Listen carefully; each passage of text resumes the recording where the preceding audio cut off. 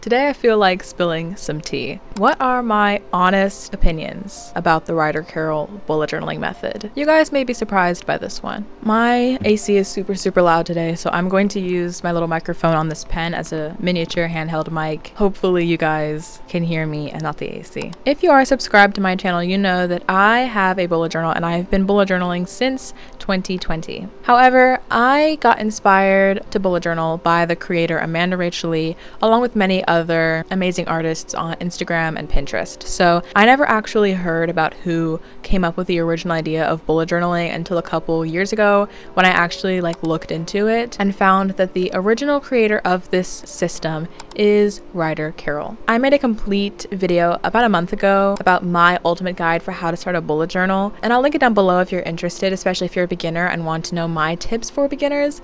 But I think that my system and what I've been bullet journaling as since 2020 is very different from what the original creator Ryder Carroll designed in 2012, 2013. Now, Ryder Carroll describes the bullet journaling method as such, quote, "A mindfulness practice disguised as a productivity system. The goal of the bullet journal is to help its practitioners live intentional lives, ones that are both productive and meaningful." I feel like I very much agree with this statement. I feel like a bullet journal is a great way, especially if you have a very hectic life, to organize everything into one place and keep yourself productive. That's a big reason that I use my bullet journal. However, I also think another big reason that I use my bullet journal is a creativity outlet. And this is something I talked about in my How to Start a Bullet Journal video. I feel like there's a spectrum between creativity and productivity, and while I am right in the middle because I use a little bit of both in my journal, Ryder Carroll's method seems to be rooted firmly on the productivity side, which is fine,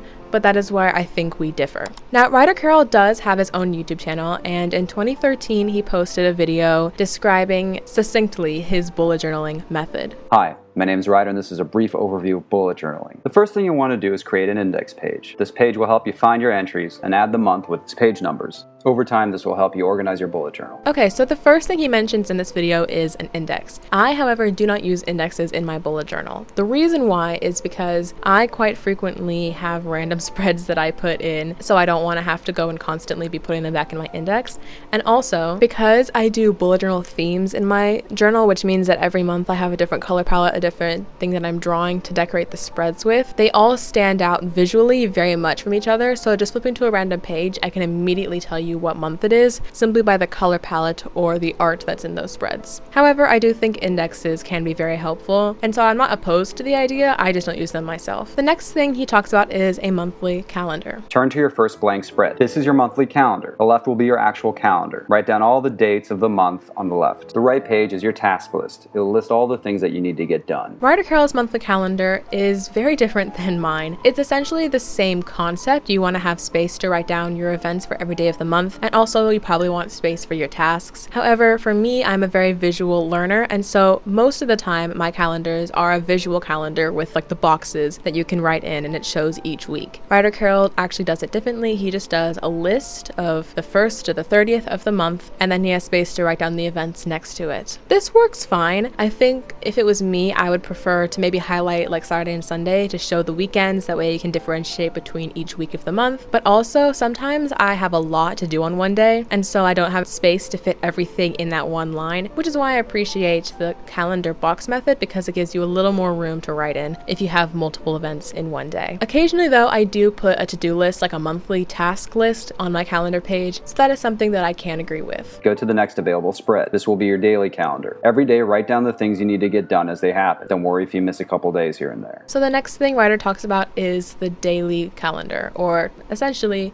what I call weekly spreads. So with his concept, you write the day of the week and you bullet all of your tasks, events, and notes under it. And this is essentially something that I do pretty by the book as far as he is concerned. I have space in my weekly spreads for every day of the week, and I can write down any events or tasks that I have, move them around as necessary. That is totally pretty much the same. The only thing different was I think he does it daily. So that means every day he writes his new day of the week. So Monday starts, then he only writes Monday and writes those tasks. Then the next day he'll you'll write Tuesday, so it's more of a rolling weekly kind of system, whereas I do my weeks completely on Sunday. So on Sunday, I will make room for Monday through the next Sunday in one big spread, write out all of the events throughout the week, and then as the week goes on, I will add and adjust them, but I don't do them every day. The bullet journal gets its name from the bullets. There are three main kinds: tasks, events, and notes. They will help you log different kinds of data quickly and distinguish between them. When you're done with a task, just check off the box. If a bullet becomes irrelevant, just strike it through. Ryder Carroll also talks about a key. So if you'll notice in all of his little bullet points, he has 3 different types: boxes for tasks, circles for events, and dots for notes, or sometimes hyphens for notes if they are indented a little bit. This is something that I do not do just for simplicity reasons. All of my tasks are usually little circles. I don't have any specific symbols for events or anything like that. And then usually I will just fill in the circle when it's completed, or put an arrow over the circle when it's moved forward or moved back. And this also kind of leads me into migration, because when a task is moved forward, I will just put a little arrow through it, and then I will put that task again on the day that it was moved forward to. Same thing goes for moving backwards. And this is something that Ryder Carroll talks about a lot. At the end of the month, create the next month's calendar. The setup is the same as before except for one critical difference. Go through all the pages of the previous month and check your tasks. If it still needs to be done, migrate it into the new month's task list. As you migrate tasks, put a little right arrow in the checkbox to remind you that you've moved the task forward. Weeding out your tasks every month can be the difference between being busy and being productive. So while I do not use a key, I can see why it can be beneficial to differentiate between the types of things you have listed under each day. Personally, I don't use it. I don't need it, but a lot of people do, and I can appreciate that. And the migration system I do use, because I feel like in the bullet journaling system, since you're handwriting everything, it is so important to migrate, because sometimes your schedule changes and you have to adjust, and therefore it makes sense to also adjust in your bullet journal. One thing I want to point out here is he's mostly talking about migrating tasks from day to day, like I just said. However, I talked about in my How to Start a Bullet Journal video about the migration system from yearly to monthly to weekly, because personally, I also have a future log in my journal, which is a yearly overview of the entire year, and I'll put very large events in there that I want to plan ahead with. That's when you can migrate from the yearly to the monthly, from the monthly to the weekly, and move your tasks along. Before we get into talking about the advantages and disadvantages of the Ryder Carroll method, I want to take a second and talk about teddyblake. This is a luxury bag company who make their bags in Italy, and I have had their white Ava bag for at least 6 months now, and I have loved using it. The leather is beautiful, white, and surprisingly very easy to keep clean. And I also love the gold detailing on this bag and the angular shape. It goes with so many of my outfits, and I feel like it just adds a pop of luxury to whatever I'm wearing, even if it's really casual. As we know, the holiday season is coming up, and teddyblake has a Black Friday sale. You can get up to 75% off any of your purchases, which is an amazing deal, with this pre-Black Friday sale, and then look out for their Christmas sale also coming in the month of December. And if you missed the sale, don't worry, you can still use my code, which will be here on the screen, for $30 off anything you buy. If you want to treat yourself this holiday season, or perhaps get a fun gift for someone you love, a bag by teddyblake is a perfect option, and I highly recommend all of their products. Thank you so much to teddyblake for sponsoring this video, and now let's get back to the Ryder Carroll system. So I think there are quite a lot of advantages for this Ryder Carroll bullet journaling system. I mean, obviously people were really inspired by this, and it sparked a huge trend of bullet journaling since like 2013. So I can see that there are a lot of good things that come with it, and also a lot of things that align with our systems. Number one, Ryder Carroll talked about how bullet journaling is basically a glorified way to sum up a lot of sticky notes. You know, you put sticky notes on the fridge with little reminders. Similar to him, I think that I have the same mindset, that my mind can be so overwhelmed. There's always something going on. I can be writing things on scraps of paper, but having everything consolidated into one journal is just super helpful in getting myself organized, and I can just feel a lot more at peace and at ease, and I know exactly what I need to do, and there's not much stress in trying to organize everything. Another thing is Ryder Carroll seems to have a very minimal style. As you can see, it's really just a black pen that he uses, and then he differentiates between the different symbols for his tasks, events. But besides that, he's just writing with a black pen in a journal, and it's super minimal, super clean. I personally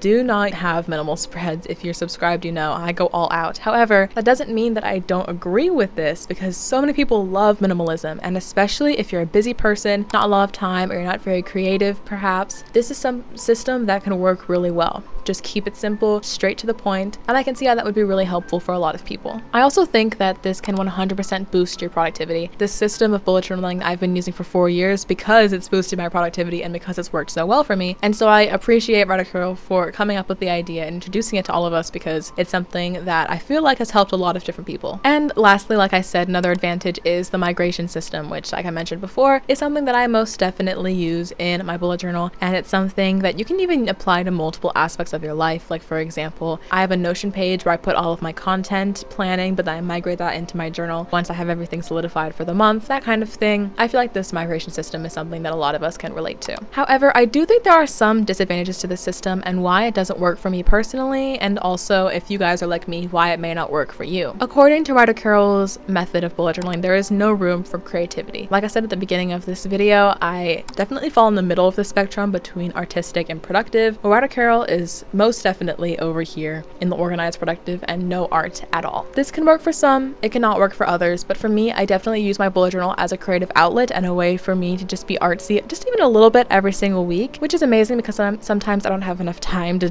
draw in my sketchbook. But if I'm planning a weekly spread, it's kind of like killing two birds with one stone. So I appreciate the art in my bullet journal, and unfortunately, Ryder Carroll's system does not make room for that. Another thing is I do a lot more in my bullet journal than just make lists and to-do lists.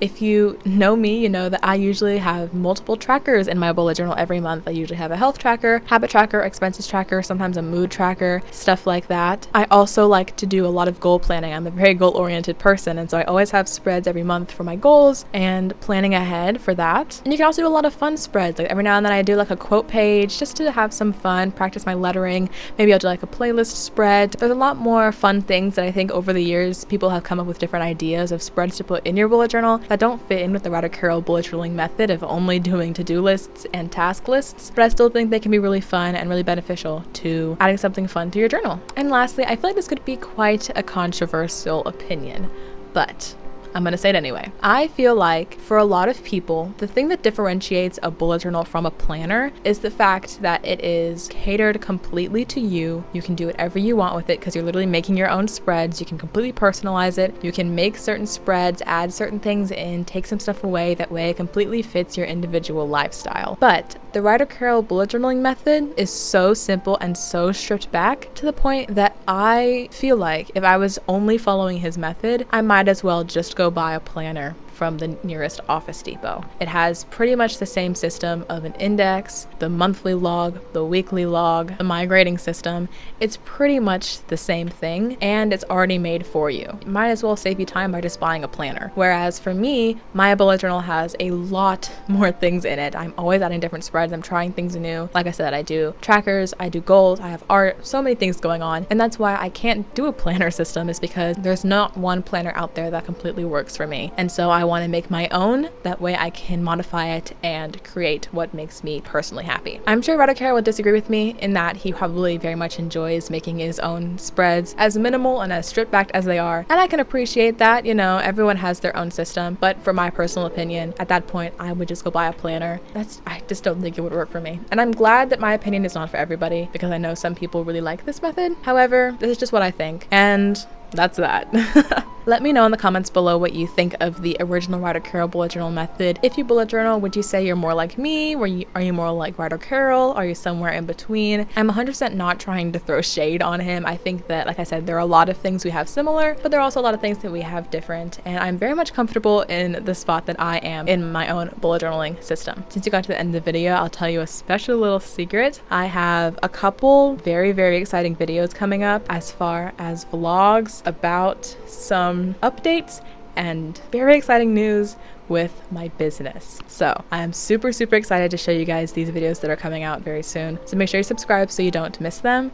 And if you want to see more from me, check out this video here on the screen. This is my How to Start a Bullet Journal for Beginners video. It takes you through my entire process, gives you all my great beginner tips. So go check it out right here, and I will see you next week.